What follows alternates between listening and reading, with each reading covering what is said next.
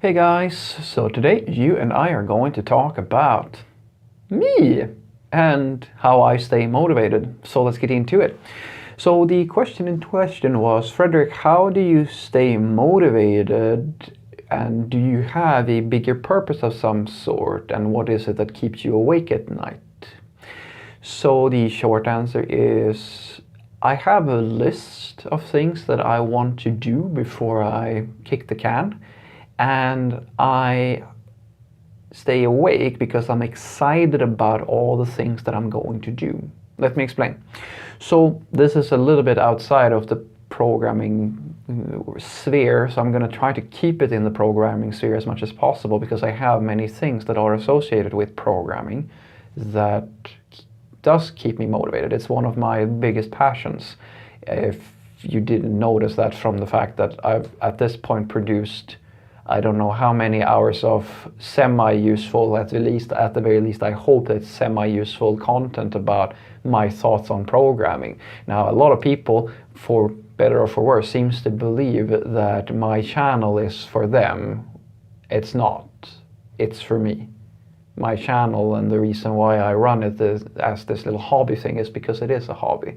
It's something that helps me become a better programmer, and that's one of those items that I have on my list. So when I was 13 years old, I came to a realization, and I'm not joking when I say I came to that realization while walking around kind of aimlessly in my hometowns, in the woods in my hometown. We have quite a lot of, well, we used to, not these days, but we used to have a lot of woods which were perfect for strolls around. If you wanted to get lost, you could get lost. And so I got semi-lost, and then I came to a small hill, or a very small mountain. And I sat there at the top of that hill or mountain, and I reflected a bit on my life. And I realized from thinking about it that I was pretty much alone. And what I mean by being alone wasn't that I didn't have parents or siblings. I have a family and so forth, but I was very alone in my sphere of influence, or my social circle, in the way that I thought about things. I had a different way of looking at things as opposed to other people, and I found that there was no one in my life that I could turn to for help. I couldn't talk to anybody because nobody could see things the way I saw them. I wasn't convinced that my way of seeing things was the right way. It's just that it made sense to me, and I didn't know how to deal with it. I was too young to understand what was going on. So I said to myself, all right, I'm going to make it on my own. I'm going to dedicate the rest of my life to trying to figure out what will make me happy, because I was very unhappy. I was very, very unhappy, simply because I felt I couldn't connect to anybody. So I just decided that, all right, fuck it. I'm not going to spend all this time trying to fit in. I'm not going to spend all this time trying to be something that I'm not, just for the benefit of other people, because it's killing me inside to pretend that I want to do all these things that feel so trivial or so boring to me, that I will rather spend the rest of my life building up a strong enough personality to be exactly who I want to be, instead of trying to please everybody else. So I made a list of all the things that was important to me, and then I decided, let's make this a game. Let's make this a lifelong game. I want to do everything on this list, and I will work every single day to make myself as happy as possible, because if I achieve all these things, I will always be happy.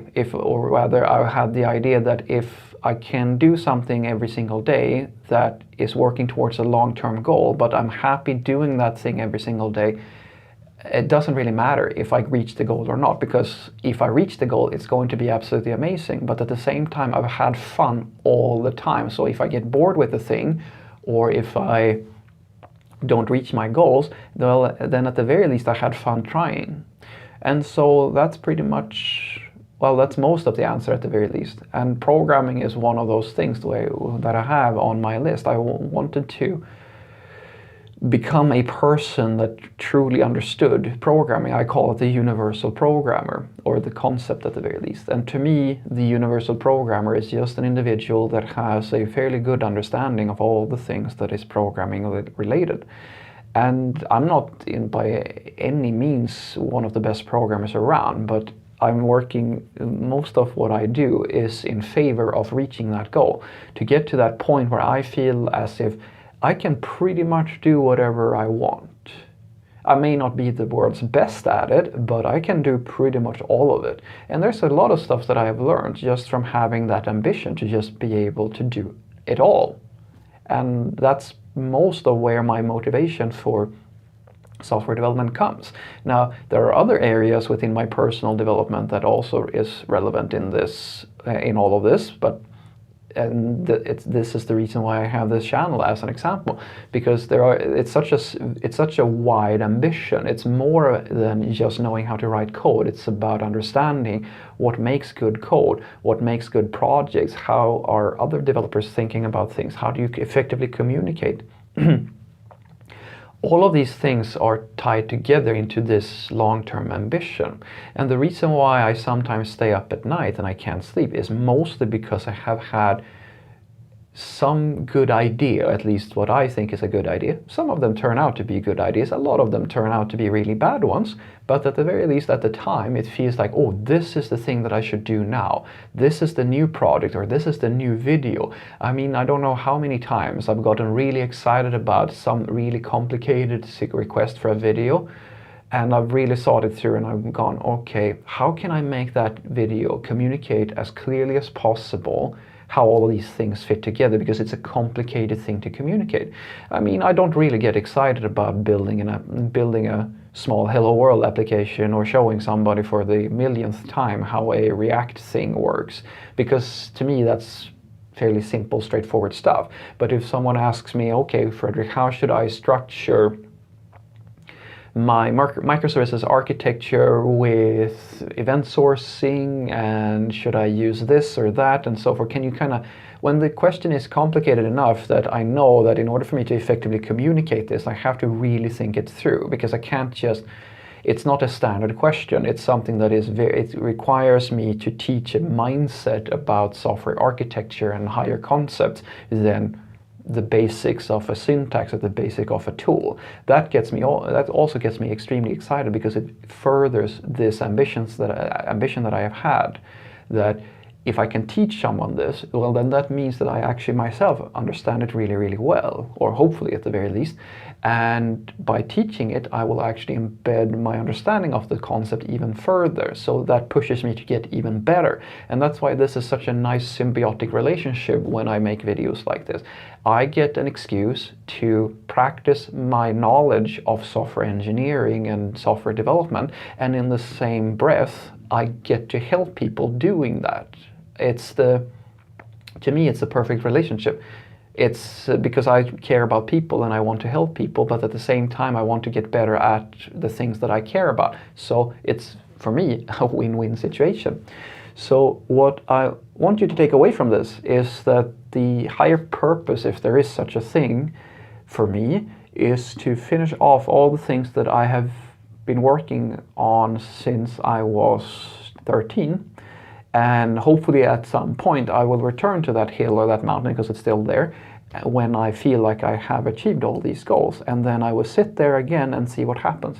I don't know. I will reflect on all the things that I've done and maybe come to some insight. I'll tell you, I'm not going to live stream it, but I might tell you about what happens if it ever happens. And so that higher purpose is in the world of programming, just that I want to be the universal programmer. I want to learn everything. All of it. That's why I've never been able to answer the question, are you a back-end developer or a front-end developer? The only answer I can give you is that I am a full-stack developer, the true full-stack developer, because I truly care about the entire stack, all the way down to how the bits are going through the processor. So that is my higher purpose, to be the best programmer that I can possibly be. And the reason why I stay up at night is because I either come up with some new idea for a nice cool project that I can build, or something cool that I can make, or there's a video request or some cool video that I can make that teaches some concept that really helps both me and hopefully the people who are watching it. Have a great day.